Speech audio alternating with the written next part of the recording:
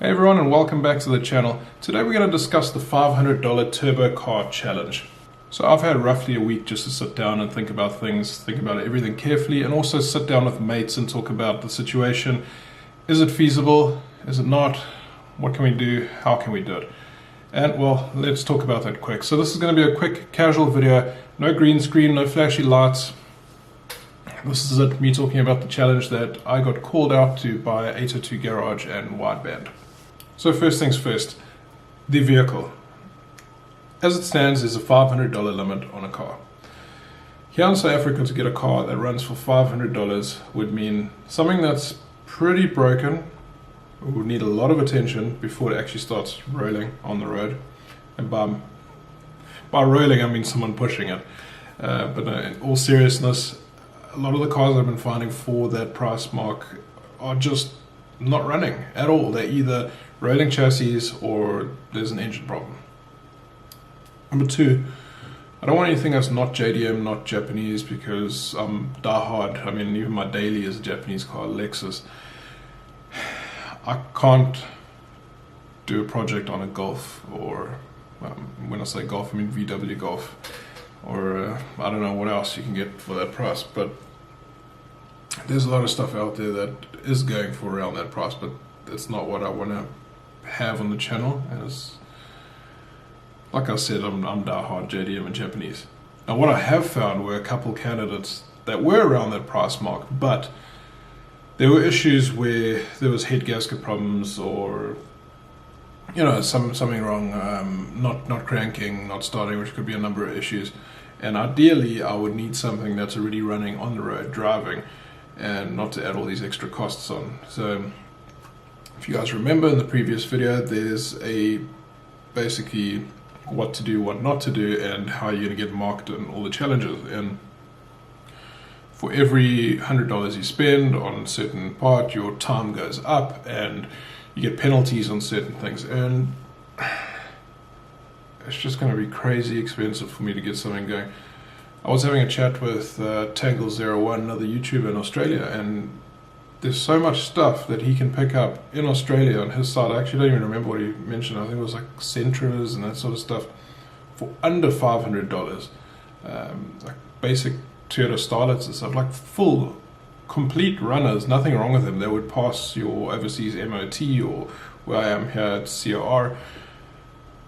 Unbelievable. Here you get an absolute shitbox. So for this to have worked, I would need to spend at least $1,000 to $1,100 US to actually get something as a base. Now the next part is obviously getting a manifold and parts to turbocharge the car. Being in South Africa, shipping is that a word? Shipping is expensive. For example, the turbo for my FD, it came from the United Kingdom, and that was about £150 to get it shipped here within like a week or two. So that's one issue, is the shipping. It is crazy expensive to get stuff here. Number two, we don't have stuff that we can get off the shelf. So for example, if I had to get a Corolla for interest sake, there's no off the shelf manifolds. Like in the States, you can just go and grab a manifold for whatever car, because everybody's done it and 50,000 people have done it. Here, different story. So everything's custom, everything's expensive. I had a very kind offer though from, here's a free plug for you, Russell from Rustech Race Engineering, who offered to work on this $500 car challenge with me. And I bring the car there and he would build manifold, everything I needed for the car. Unfortunately, the rules state you cannot use a shop, cannot pay for a mechanic, you have to do everything yourself in your own garage, and that's why it would be expensive for me. So that's it. I mean, stuff like the turbo, that would have been easy. I've got turbos from the RX-7s, I could strip that, but then again I need a new exhaust manifold for it because it's the twin turbo one.